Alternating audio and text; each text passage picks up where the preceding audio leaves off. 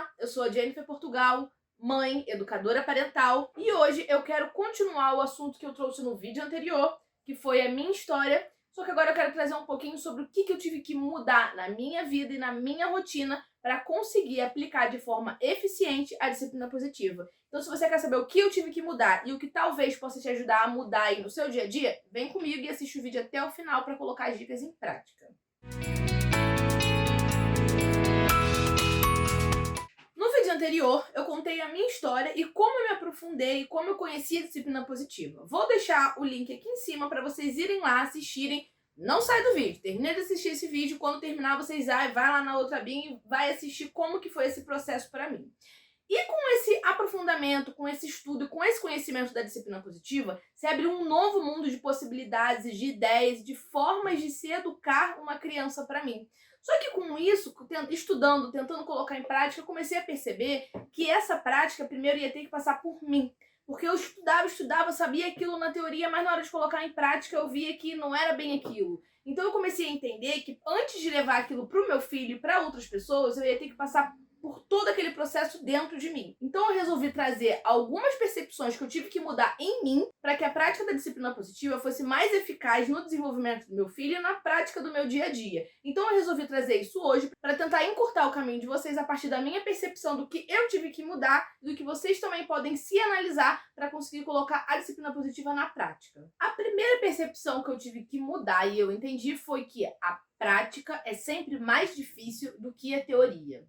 Por quê? Quando você vai ler a teoria, quando você pega um livro, você senta, você estuda, você raciocina, você está no seu racional ali, é muito fácil, faz muito sentido. Quando comecei a estudar aquilo ali, meus olhos brilharam, porque fazia muito sentido e eu entendia muito o que estava querendo dizer nos livros, nos artigos que eu li e pesquisava. Só que, enquanto isso, eu ia para a cozinha, fechava meu livro, ia para a cozinha, ia fazer almoço, e aí vinha uma criança de 6 meses, 7 meses, 1 ano, chorar no meu pé copiosamente, querendo atenção, enquanto eu tentava fazer comida, lavava a louça. E aí parecia que quanto mais eu tentava colocar em prática, mais aquilo ali que eu tinha lido ia sumindo da minha cabeça. E aquilo me frustrava, porque parecia que eu não adiantava eu estudar, que não adiantava eu ler, que não adiantava de nada. Porque na hora que eu tinha que lidar e colocar tudo aquilo que eu tinha lido na teoria, na prática, parecia que se esvaía da minha mente e eu não conseguia colocar aquilo ali. E aí aquilo ali foi me gerando uma grande frustração. Até que conforme ele foi crescendo, eu fui estudando mais e eu fui começando a ter a percepção de que tudo bem a teoria ser mais fácil que a prática, e realmente vai ser. E aí aquele velho ditado, a prática leva à perfeição. Então mesmo que na hora ali eu não conseguisse colocar em prática, eu estava tendo toda a teoria. Então eu conseguia de pouquinho em pouquinho mudar uma coisinha, que era a forma que eu falava com ele, ou o que eu falava para ele. Eu já mudava uma frase. Depois eu comecei a entender que eu podia incluir ele ali naquele processo enquanto eu estava fazendo comida, ou então dar um brinquedo para ele brincar. Então, de pouquinho em pouquinho, eu fui entendendo que a teoria faz parte do processo e de que é uma das etapas para eu conseguir executar aquilo. E que eu tinha o meu tempo. E tudo bem eu ter o meu tempo. Isso faz parte do processo que é o todo. Então, a teoria é uma parte para você conseguir colocar aquilo ali em prática. E aí, conforme eu fui entendendo isso e fui me cobrando menos, eu fui entendendo que tudo bem eu estudar e assim que eu fechasse um livro eu não ia conseguir colocar aquilo ali na prática. Eu precisava passar por mim, eu precisava entender como que aquilo ali, da teoria que é na minha cabeça, passava para o meu coração, passava para as minhas ações para eu conseguir colocar aquilo ali no dia a dia com o meu filho. Inclusive, eu também tenho um vídeo aqui no canal que eu vou deixar aqui em cima o link que explica racionalmente, neurologicamente, o porquê que a teoria é mais fácil que a prática. Então, termina de assistir esse vídeo, já abre uma próxima aba aqui em cima também e assiste ele depois. Vai fazer bastante sentido para você entender o porquê que a prática é mais difícil que a teoria. 2. Depois de um tempo, eu estudando a disciplina positiva e tentando colocar em prática, eu comecei a perceber que eu precisava de terapia. Que a terapia ia encurtar o meu caminho de montão. Por quê?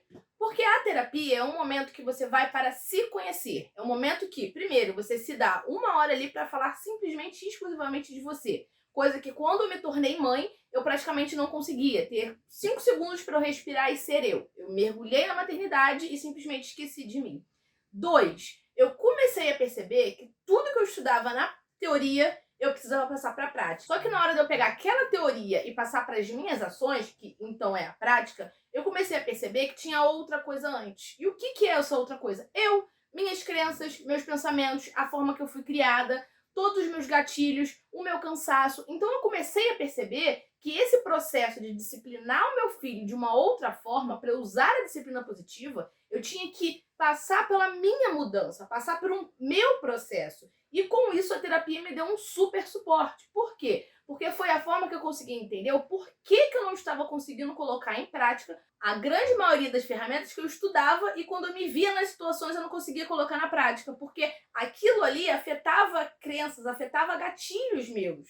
Então, a partir dessa percepção e de eu ir para terapia e começar a me trabalhar, entender a minha história, entender os meus gatilhos, entender o que acontecia que eu não conseguia colocar aquilo ali em prática, começar a entender todas as percepções que eu tinha que alterar para eu me tornar uma mãe mais presente, para eu me tornar uma mãe mais consciente, foi a partir da terapia. Então, eu indico muito a todos vocês que têm a oportunidade a fazer terapia, porque é um momento que você vai tirar para você, é um momento que você vai tirar para se entender e para conseguir ter um suporte e um apoio. E a partir daí fica muito mais fácil você conseguir se doar, você conseguir estar presente ali no desenvolvimento do seu filho, na hora de você pensar e raciocinar como você vai guiar o seu filho nas situações do dia a dia. Porque se você não está bem com você mesmo, é aquela velha máxima: coloca a máscara de oxigênio primeiro em você, para depois você colocar no seu filho, em qualquer outra pessoa. Então se cuide. E terapia serve para autocuidado.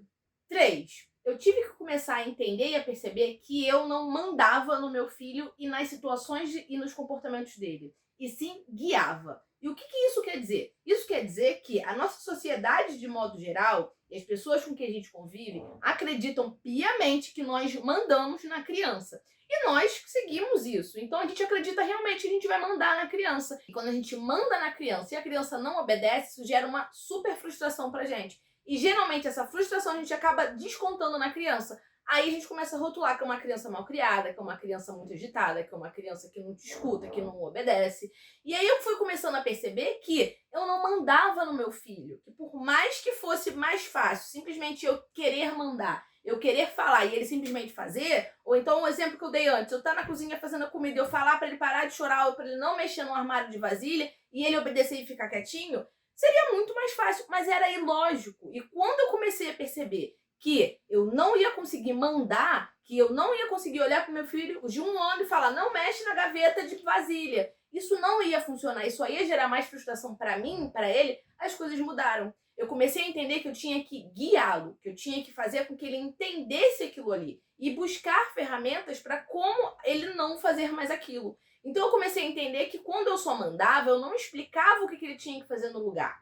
Eu não dava outra alternativa para ele não fazer. Então a vida ficava muito mais estressante. E eu começava a me estressar, e isso era descontado em mim, era descontado nele, era descontado no todo. Quando eu comecei a entender que eu não podia cobrar comportamentos dele, que eu não podia controlar o que meu filho ia fazer, eu só podia controlar as minhas ações em cima do que ele fazia, foi a virada de chave para mim. Porque aí eu comecei a não ficar mais frustrada com ele, eu comecei a ficar frustrada comigo. E a entender o porquê que eu não conseguia mudar as minhas ações. Porque eu estava jogando a responsabilidade de mudar algo no meu filho, que tinha 1 ano. E não em mim, que era uma adulta consciente e que podia mudar a forma com que eu lidava e guiava ele.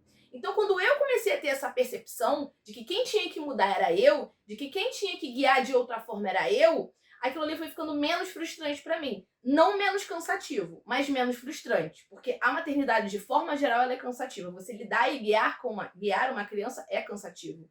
Mas ficou menos frustrante, porque aquilo ali começou a fazer sentido para mim e para ele. 4.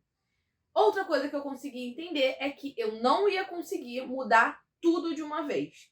Eu passei uma vida inteira, como contei no vídeo anterior, achando que, ok, a forma que todo mundo educava, ok, você dar uma palmadinha, ok, você colocar de castigo. Eu não entendia nada de desenvolvimento infantil. Eu não ia conseguir, em 6 meses e em 1 ano, mudar toda aquela mentalidade e toda a forma de agir. E aí, quando eu descobri a disciplina positiva, descobri que aquilo ali não era uma forma ideal de se fazer, descobri que tinha um outro jeito, aquilo explodiu na minha cabeça e eu comecei a querer mudar tudo, a fazer tudo diferente do que eu fazia. Só que aquilo ali também foi me frustrando. Por quê?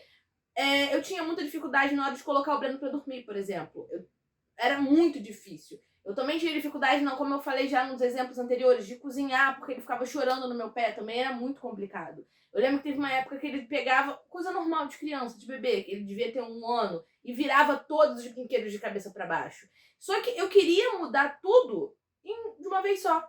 E aí eu comecei a entender que se eu pegasse todas as coisas que eu lia, todas as coisas que eu queria mudar e tentasse fazer de uma vez só, aquilo ali só ia gerar muita frustração, porque era muita coisa. Então eu comecei a dividir em partes, eu comecei a entender qual é o ponto ou o aspecto que eu preciso mudar primeiro. É a minha comunicação, é a forma que eu falo com ele, é a hora do sono, o que eu preciso mudar? Ou então é a forma com que eu vou guiar quando ele faz alguma coisa de errado? O que você, analisando na sua situação, você percebe que isso aqui é algo que é mais prejudicial para o desenvolvimento do seu filho? Foi o que eu fiz com o meu. Então eu comecei a analisar e a entender ali o processo, o que eu fazia que era prejudicial a ele, que eu poderia começar de passinho em passinho a mudar.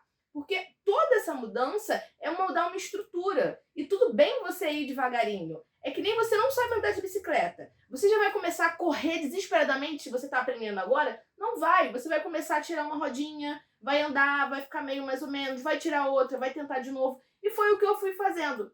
Eu fui de pouquinho em pouquinho pegando algumas áreas que eu ia entendendo mais, ia me percebendo e fui alterando o meu comportamento com ele. E, consequentemente, o comportamento dele também foi alterando e as coisas começaram a ficar mais harmônicas ali entre a gente. Então, vá por partes, é todo um processo. Comece a analisar a sua rotina, a sua atual forma de disciplinar o seu filho, vê aonde você tem que mudar primeiro e vai de pouquinho em pouquinho mudando atitudes pequenas no seu dia a dia. Até que isso vai virar um hábito e aí você consegue pegar outra coisa que você quer mudar e ir fazendo dessa forma. Quinta coisa que eu tive que mudar em mim foi, conforme eu fui mudando a forma de tratar o meu filho, a forma de acolher o meu filho. Eu fui percebendo e fui começando a me dar raiva quando as outras pessoas não faziam da mesma forma.